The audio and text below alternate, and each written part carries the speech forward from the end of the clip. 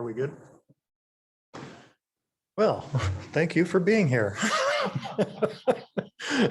4 is better than nothing.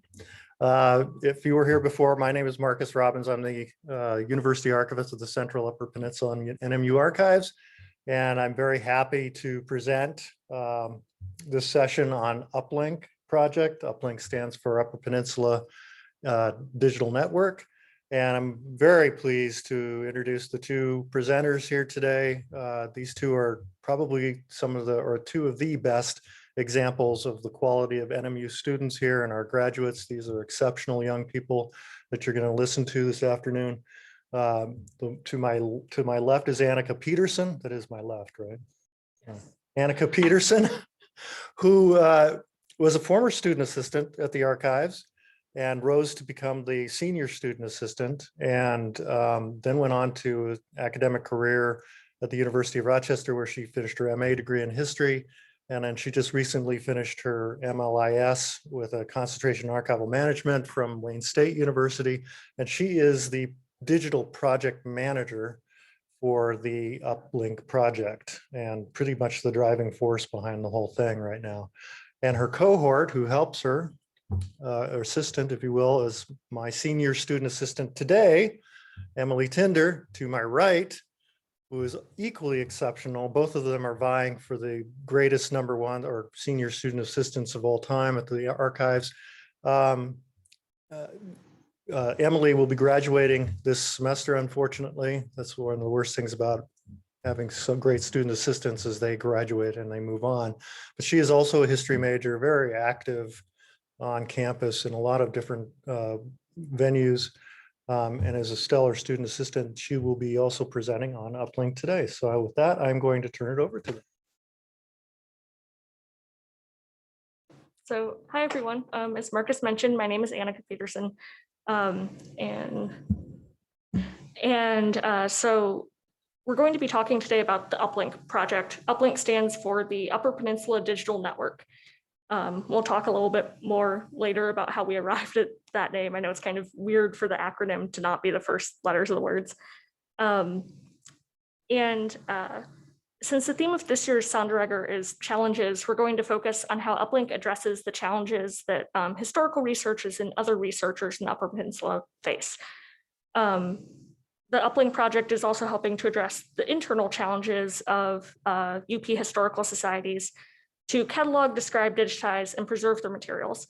And we will touch on those briefly, but we wanted to focus kind of on how UPLINK helps researchers. So I'm going to start by talking about kind of one of those challenges and then turn it over to Emily. So we made this GIF to kind of show the process of getting from our website to our digital content, to show you how many clicks it takes right now to get from the archives homepage to the actual file that you're looking for. And when you finally do get to the result that you're looking for, you might find the link is broken and kind of scroll around confusedly, as you'll see I do kind of at the end here. That happened accidentally, but Emily and I thought that that was too funny to change it, even though it's kind of a self-own. But that's exactly the point that we're trying to make. That often finding archival digital resources is usually a confusing and time-consuming process. And NMU's digital resources are no exception. So generally, you kind of need to know that an online resource exists before you can find it online. And you might need one of our staff members to help you figure out how to get to it. Our database archive space lets you search our finding aids and digitize materials, but the layout is clunky and hard to read. Our digitized materials are currently scattered in several different places besides archive space, such as YouTube, IMGR, exhibit websites, and more. But that's actually the best case scenario, because at least there's something for you to find online. So the only institutions in the UP that have up to now really been able to digitize much of their collections are large institutions like Northern or Michigan Tech. Most heritage organizations in the UP don't have the staff resources or skills to do so, which means that researchers won't find out about the treasures held by local historical societies. So kind of on that point, I will turn it over to Emily. So as Marcus said, my name is Emily Tinder. I'm a history student here right now. And one of the classes that I'm taking is with Dr. Robert Archibald. He's teaching the history of the Upper Peninsula. So I have put together a little demonstration of the difficulties that some of my classmates are facing when they're doing research for this history class. So there's a really great collection of oral history interviews with Ojibwa elders that the Drummond Island Historical Society has in their collection. As you can see up top there, it costs $20 to get a car across the ferry to Drummond Island. And it takes, 8 to 9 hours round trip to get there and to actually get access to them. And once you get there, you have like 4 hours that the Historical Society is open, during which time you have to look through their collections, figure out what you want to see, listen to them, take notes, enough to, use in your research in the future. And that's really difficult for students. I know I don't have $20 and 8 extra hours in my week to do that kind of thing. And so UPLINK is trying to address the problem of passions, of students being diminished when they can't learn the stories that they're interested in learning because of all of these barriers. So, in general, researchers want to search in fewer places for sources, do more research from home, see the object with as few clicks as possible, like Annika mentioned, easily find contextual information about the object, whatever it is that you're looking for. It's nice to have just a general overview when you get into it. To see consistent descriptions and subject headings. This is something that is a byproduct of, like Annika said, there are sources scattered across the internet with various different associated information. Sometimes it's just the file, sometimes there's additional research sources. UPLINK helps with all of these. So this is sort of our graphic depiction of how we got to the name. I think originally we were calling it like Up Japan or something like that. Not quite as easy to roll off the tongue as UPLINK is. So you got the UP, the L from Peninsula, the I, the N, the K. So that's where it comes from. And so the structure of UPLINK is really kind of in 3 parts. So there's the board of directors that oversees everything, and they were also responsible for putting together the procedures and policies and that kind of thing. Below them kind of are the service hubs. So that's us, Lake Superior State University and Michigan Tech. And these are the places that already kind of have pre-established access to digitization equipment, scanners and computers and digital literacy too, that are being used then by the heritage organizations. So we have members that are libraries, historical societies, archives, museums, that kind of thing. And basically the services that we are trying to provide as service hubs to the member organizations. Collection level finding aids. So basically an overview of the collection, including contextual information, physical location information, that kind of thing, to help you navigate what can be, sometimes boxes and boxes and boxes full of stuff. We're obviously doing the digitization. So the motivation for that kind of comes from 2 different places. One is that the internet is accessible everywhere by pretty much anybody, anytime. Yeah, not much more to say about that. But then digitization is also a form of preservation. Obviously, there are barriers that come with that too, and you have to think about long-term digital preservation. But some of these ledgers and maps and photos that we're getting are deteriorating in front of our eyes. And so capturing them online can just be another aspect of preservation so that the information can be passed on into the future. Providing item level description, digital preservation, and collection databases that can be accessible to the public. These are all things that are in theory really good additions to a collection, but they're not necessary to, have the physical objects. And so with our increased capacity, in time and student labor, these are things that we can provide to the historical societies who are sometimes only like 1 or 2 people, Yes. So the project started in 2019 by Marcus, and he worked with people from the Marquette Regional History Center, the Peter White Public Library, Michigan Tech, and Lake Superior State.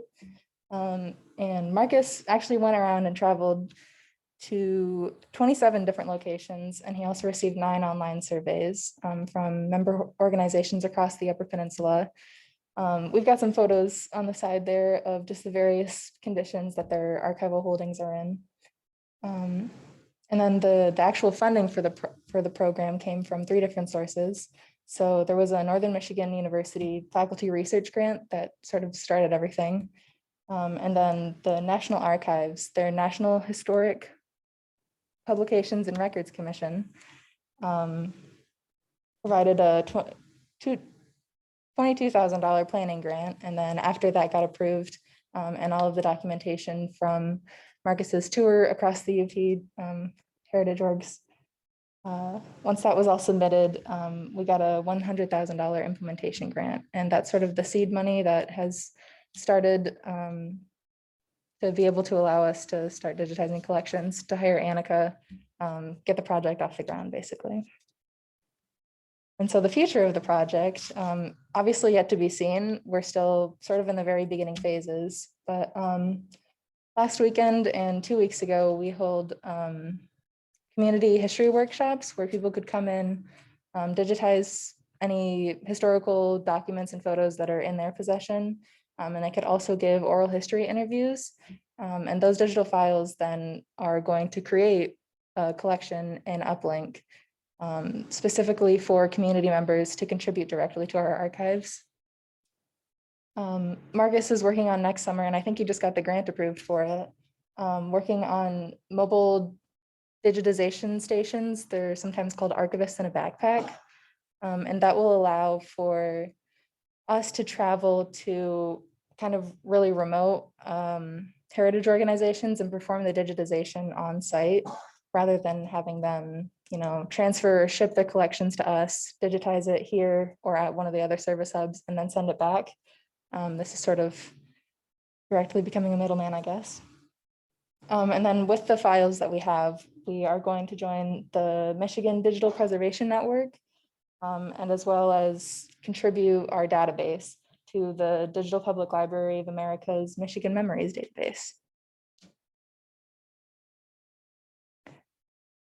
So these are some of the heritage organizations collections that we're really excited to start working with.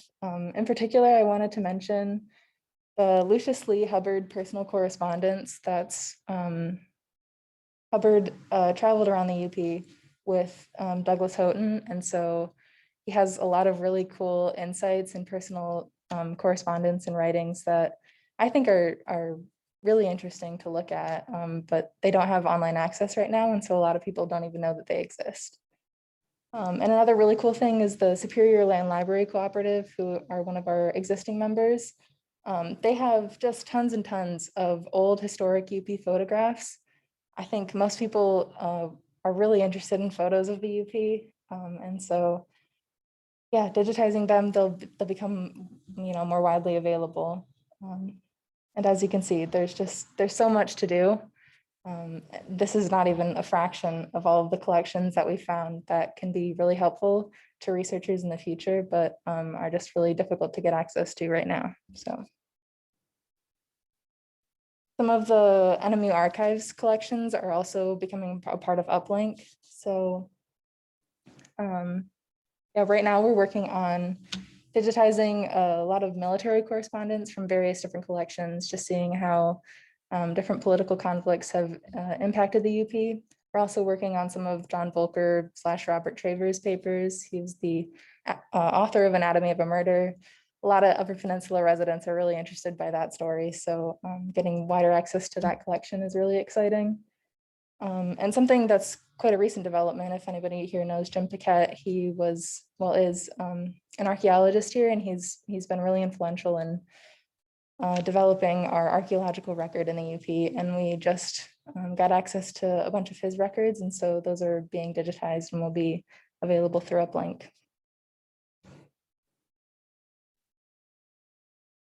Yeah.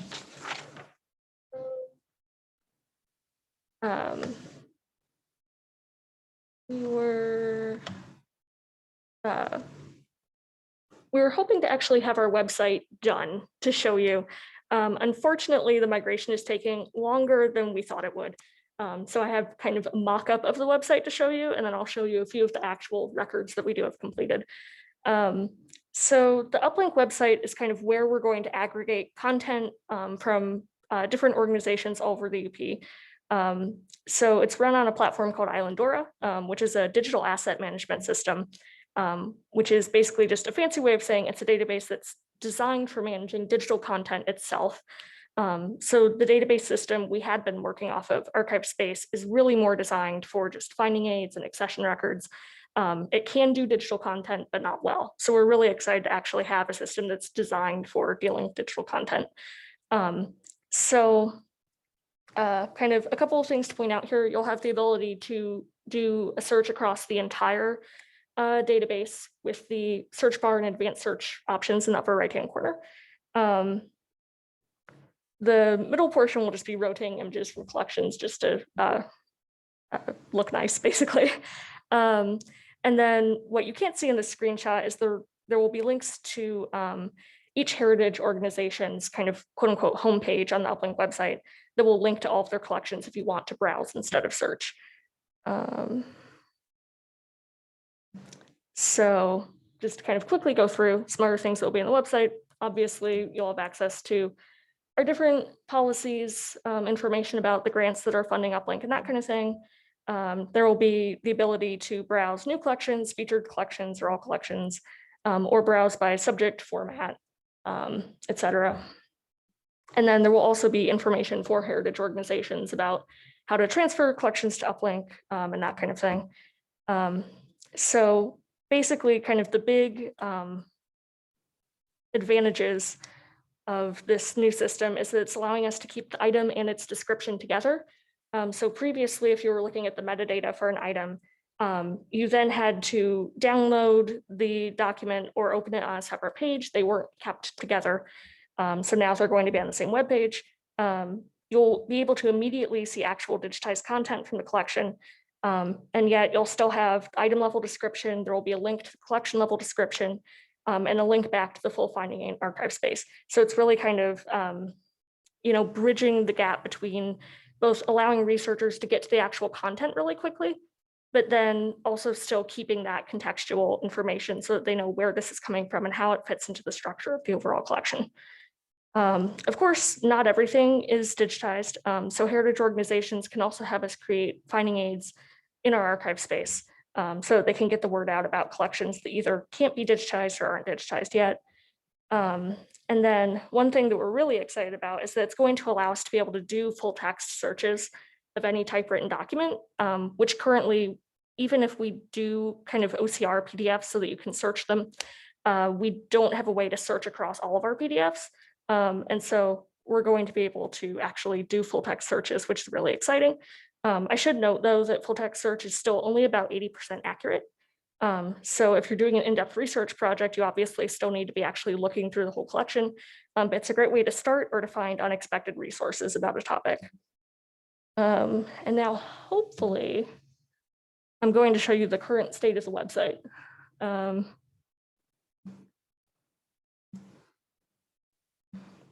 Oh,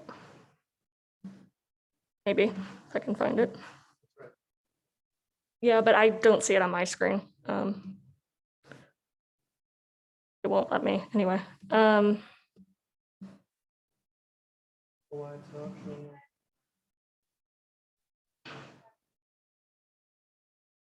okay. It's not that essential.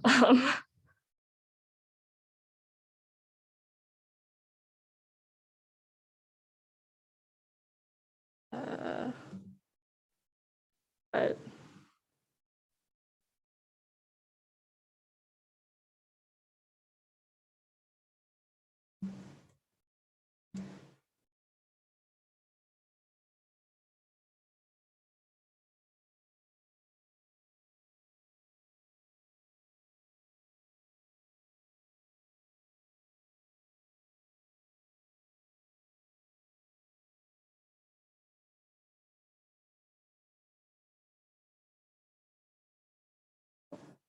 thank you. So yeah, eventually, instead of being specific NMU collections down here, there'll actually be links to general heritage organizations. But right now it's just our collections because we're still migrating our documents. But you'll be able to actually open up a collection. Eventually, there will actually be a description of the collection here if a link back to the full finding aid. And then you'll be able to get to the actual documents. And again, this is going to be way better organized. Again, we just got access to the website yesterday, and so we haven't finished it yet, but yeah. So, so then just to quickly kind of finish up here. So as part of UPLINK, we're also going to be, our metadata is going to be harvested by statewide and national networks.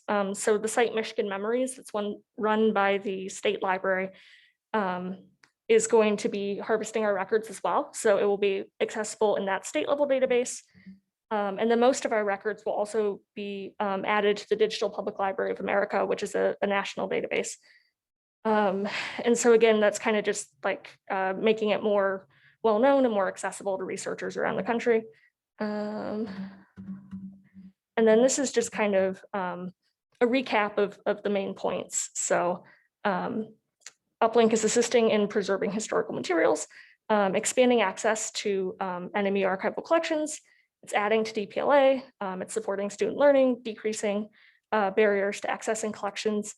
And yeah, hopefully will improve UP historical research and accessibility. And I think that's it. So.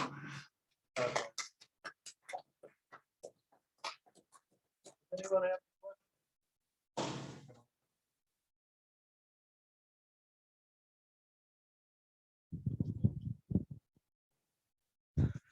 I don't have so much of a question, but a comment. One thing that appeared up there that you didn't mention much about, anyway, it's the Cloverland Magazine. And the Cloverland Magazine, if any of you used it or even knew it existed, came out before, well, it was what Nemechek was talking about, the UP development operation, but they had this magazine that promoted farming. And then when that wasn't kicking in, they went over to tourism, and they published the magazine from maybe about 1911, 1912 for about 10 or so years. It was sitting in the Peter Wright Public Library, falling apart. The pages were, it was crumbling. It was a, you know, it was a publication put on poor paper, and it has been digitized and is now available. And it's available on your computer, in your home, and so on. So that gives you an idea of, a specific idea of what has been, what was falling apart, and then what was preserved and is available to people today. And the same thing's happening with the, it hasn't come out yet, but the mining journal has been digitized and is being indexed. So you're going to be able to use the mining journal from what was that, It's coming up, yeah. We're putting it on, posted by Apple. Already, no.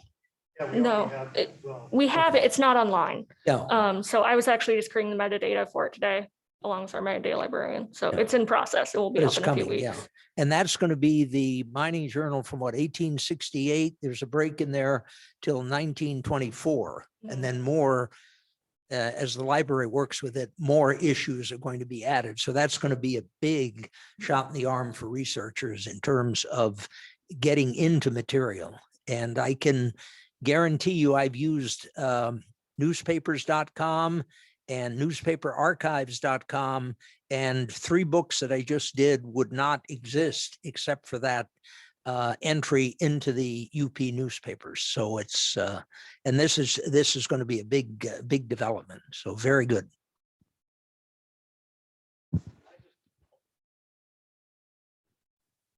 I just find it hard to believe.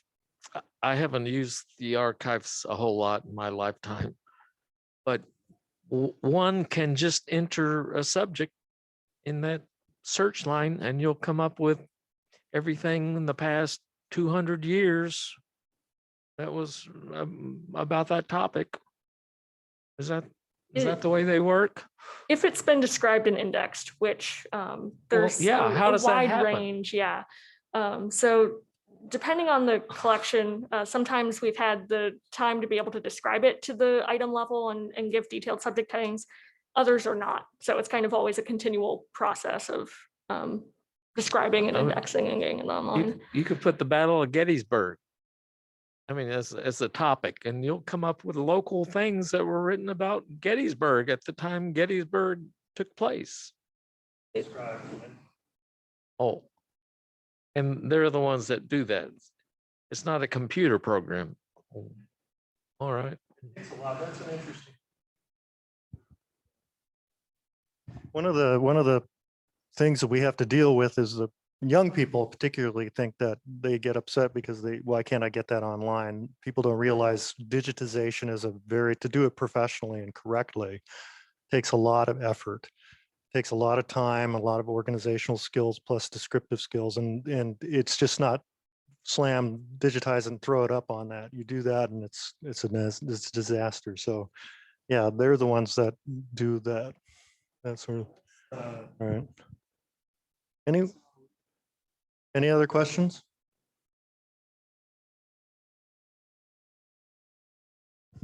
I was just going to say that it's just amazing how much material you folks have put together, or the archival people all over. And one of the things I think about sometimes is we need to have a lot more researchers and historians. How are we gonna, it seems like there's so much stuff being collected. A lot of it just seems like we don't have enough manpower to ever take advantage of this wonderful resource that we have. I don't know how to solve it. I just bring it up. It's just a thought that I have. But it's wonderful that you guys are putting. Kind of segues into one last point that I want to make. In terms of partially answering the question, is that things like the Sonderegger Symposium have, as I mentioned earlier, has produced 240 papers of professional history that has come out. And so that is an engine that has worked for the last 20 some years. And it is a problem because you don't get that many historians working on subjects. I mean, personally, I'm not worried about being crowded out of work as an historian author now, having taught 45 years. And no one would have written the history of Luxembourgers from the little Duchy of Luxembourg in Europe in Delta County. There isn't anyone standing in line in front of me or behind me that's going to work on that, or Hungarians in Wolverine, or Bohemians and Slovaks in the Upper Peninsula. And it's unfortunate that we don't, and part of the problem is there's no money to be gained. You know, this is not an occupation. You, as an historian, you probably end up teaching, but you don't get employed writing articles. What do they pay me? $150 or something per article, which I don't particularly need. But anyway, it comes in.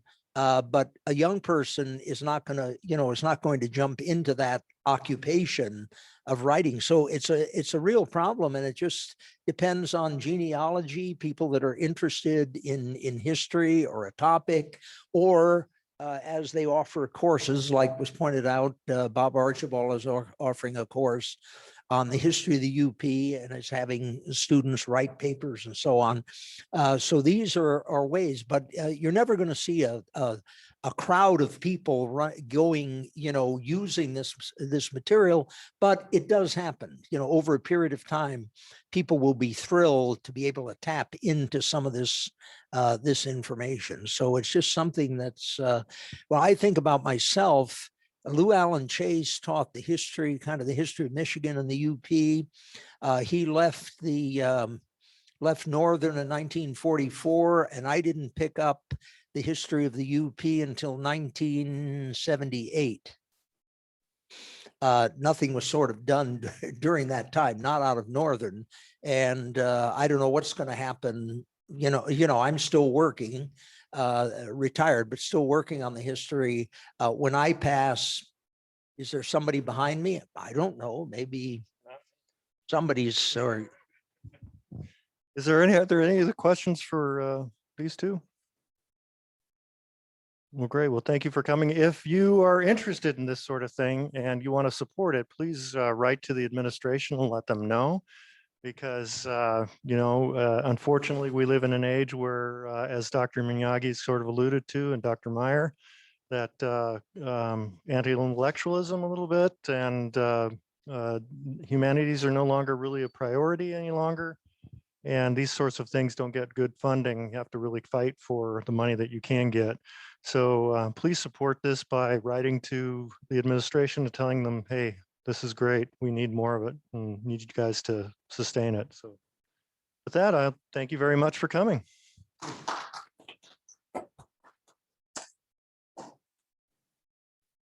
Good job, guys. You did excellent.